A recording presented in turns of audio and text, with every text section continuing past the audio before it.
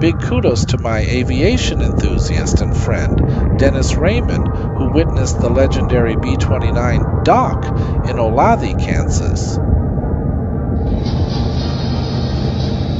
Dennis, a private jet pilot soon to become captain, flying clients around the world, just happened to be at New Century Air Center in Gardner, Kansas. Dock is famous as one of only 2 B-29 Superfortresses still flying today, a true piece of aviation history.